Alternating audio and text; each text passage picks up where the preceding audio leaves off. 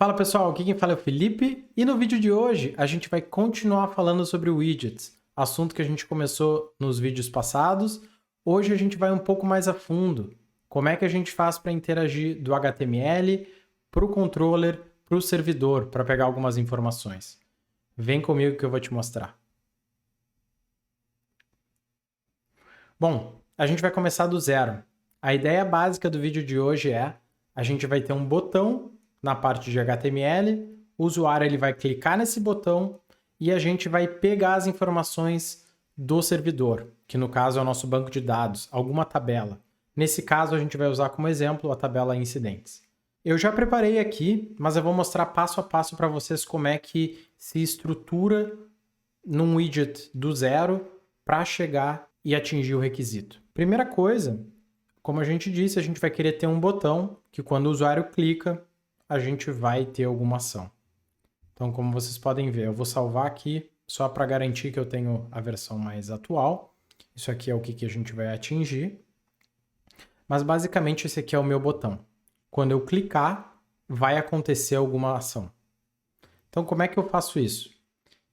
De novo, por Angular, existe um atributo chamado ngClick. Também tu pode usar HTML se tu preferir. Eu sempre recomendo Angular porque tu vai ver que as coisas vão ficar sempre mais fáceis se tu utilizar para fazer loop depois, se tu usar o ngRepeat, por exemplo, ou ngIf e por aí vai.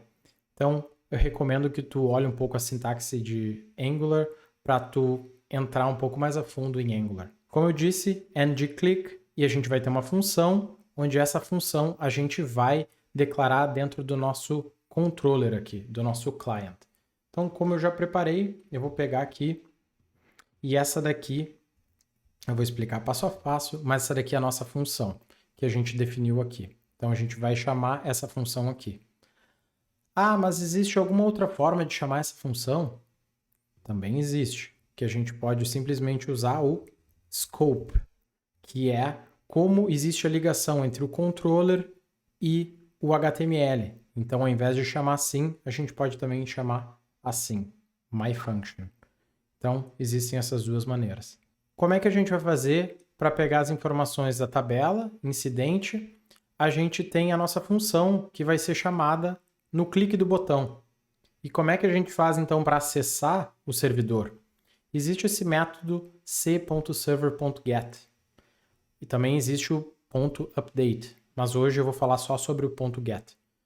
E aqui ele espera um objeto como parâmetro e ele vai me retornar uma promise aqui, onde essa promise ela vai me dar algumas informações que vão ser setadas no servidor.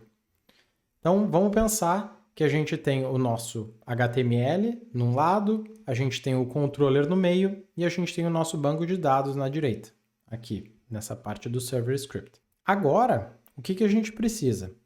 Nesse parâmetro aqui, foi onde a gente definiu, e a gente pode definir, variáveis que vão ser utilizadas no nosso servidor. Calma que eu vou chegar ali. Agora eu vou acabar de escrever aqui, eu vou só copiar para deixar claro o que eu quero dizer, porque no servidor o input é aquilo que é interagido com o usuário. Então o input ele é uma variável quando o usuário está interagindo com a interface e esse action ele nada mais é do que essa variável que eu defini dentro do objeto. Então, o que acontece aqui? Que essa função, esse if aqui no servidor, ele só vai ser chamado, invocado, quando o usuário estiver interagindo com a interface, o input, e quando a ação for essa daqui. Então, eu estou definindo um pouco mais ainda. Eu vou dar um exemplo aqui, antes de partir para tudo isso aqui, eu vou fazer um if aqui, input console.log olá. E eu vou salvar e eu vou mostrar para vocês que eu vou interagir com qualquer parte aqui dentro do widget, né? Lógico. Mas ó, eu vou clicar aqui. Então o meu olá está sempre sendo invocado. Aqui o getIncidents ele está sendo invocado, como vocês podem ver, está vindo aqui uma lista porque eu já defini que quando eu clicar nesse botão, que é o que eu estou fazendo, eu vou entrar aqui nesse if. Então, como vocês podem ver, eu estou entrando em 2. É por isso que a gente tem que especificar em qual if dentro do servidor que a gente quer entrar. Por isso que a gente seta aqui. Aqui, como vocês podem ver, eu coloquei table, mas eu posso colocar e definir quantas variáveis forem necessárias que vão ser utilizadas aqui dentro. E aqui, como é que tu pode acessar elas, é simplesmente input. E no caso, table aqui, por exemplo. Então, como vocês podem ver, eu já defini aqui incident, mas eu vou fazer aqui um console. Também vou apagar isso aqui. E eu vou clicar aqui. Tem algumas coisas aqui, deixa eu apagar de novo, para não ficar confuso. Como vocês podem ver, esse aqui é o meu console. Incident, que é o que a gente colocou aqui. Então significa que, mais uma vez, eu posso fazer uma coisa genérica. Eu posso usar essa função aqui e fazer assim, ó, input.table. O que essa parte do servidor faz?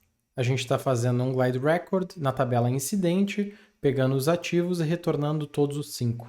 E a gente só quer os números e a gente vai retornar esse array aqui, que é o nossa resposta que vai ser mostrado para o usuário final. Então vamos voltar um pouco. A gente tem o nosso botão, que quando clicado vai chamar a nossa função, e essa função vai pegar do servidor os 5 incidentes ativos, aleatórios. Como que a gente retorna esses incidentes ativos? É utilizando esse data.listaIncidentes aqui. Aqui pode ser o nome da variável que tu quiser, mas o importante é que ela seja definida dentro desse data aqui, que vocês vão ver depois que dentro dessa promise aqui que eles retornam, é o que tu vai pegar aqui nessa linha 17 que a gente definiu. Então, basicamente, isso aqui, se fosse uma função, ele seria o return.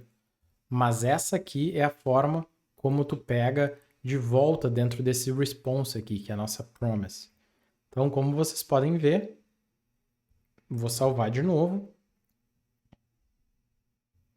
E eu vou, na verdade, comentar essa linha 16. No momento que eu clico, esse aqui é o meu log. E dentro desse meu log, vocês podem ver que eu tenho a minha variável data, meu atributo data, onde tem a minha lista de incidentes.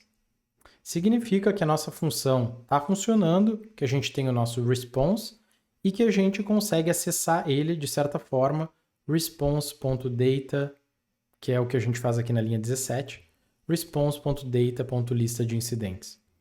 E eu vou salvar isso numa variável, c.incs, que no caso aqui, na verdade, ele é um array, né? Não é uma string. Último passo agora, a gente precisa, obviamente, mostrar, quando o usuário clica, a gente precisa mostrar essa lista de incidente para ele. Então, como é que a gente faz isso? Agora é a parte que eu falei que, se tu sabe a sintaxe de Angular, ela te ajuda muito a montar certas coisas que tu precisa.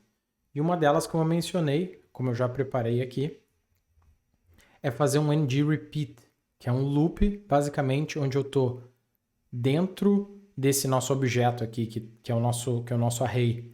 Eu estou indo em cada incidente e eu estou simplesmente mostrando o número do incidente, que foi o que a gente pegou no nosso array aqui no servidor, na linha 13. Então eu vou salvar aqui e é isso que a gente está fazendo.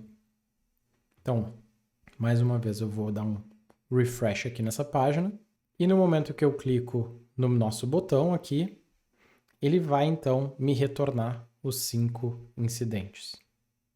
E aqui existem algumas formas de tu fazer alguns filtros de Angular, tu tem uma liberdade imensa aqui para usar tudo que o Angular te dá. Tu só tem que ficar atento qual é a versão de Angular que a tua instância tá, e então tu pode usar e abusar de tudo que Angular te oferece. Em resumo, então, o que a gente fez no vídeo de hoje? A gente criou o nosso botão. Quando a gente clica, a gente pega as informações do banco de dados e a gente mostra para o usuário final. Com isso, a gente percebe que a gente tem uma liberdade enorme, se a gente sabe um pouco de Angular.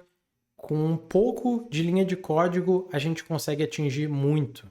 o que eu posso dar de dica para vocês é tentem brincar um pouco com Angular, ver um pouco como é que funciona a sintaxe aqui, de passar esse objeto por parâmetro, de fazer uma coisa mais genérica possível. Talvez vocês consigam unir isso com opções do widget, ao invés de tu pegar, por exemplo, aqui, eu posso dar uma dica para vocês, ao invés de colocar esse objeto, essa tabela aqui, tu pode fazer talvez uma opção no widget. É um exemplo que veio na minha cabeça agora bem aleatório, mas o importante é que vocês entendam todo o conceito por trás. Como outro exemplo eu posso dar para vocês, ao invés de a gente usar esse c.server.get, a gente poderia usar um update, onde a gente teria o mesmo objetivo aqui de usar um objeto para entrar no servidor e executar alguma ação, onde, por exemplo, a gente atualizaria algum record, ou vários records, ou a gente deletaria records. Vamos supor que a gente teria aqui uma função para atualizar todos os incidentes que tenham prioridade 5, que a gente queira adicionar alguma worknote. Por aí vai. Como eu falei, é só um exemplo que veio. E o mais importante, nunca deixem de olhar widgets que já existem na plataforma, porque muitas vezes tu pode pegar alguma coisa que já tem, clonar e reutilizar. Então, no próximo vídeo eu vou trazer para vocês como é que a gente clona o widget e a gente adiciona os nossos requisitos dentro desses widgets. Bom, o vídeo de hoje era esse. Eu espero que vocês tenham gostado. Se tu ainda não é inscrito, se inscreve no canal, deixa o like e fica ligado nos próximos vídeos que estão por vir. Fiquem com Deus, muito obrigado e até a próxima.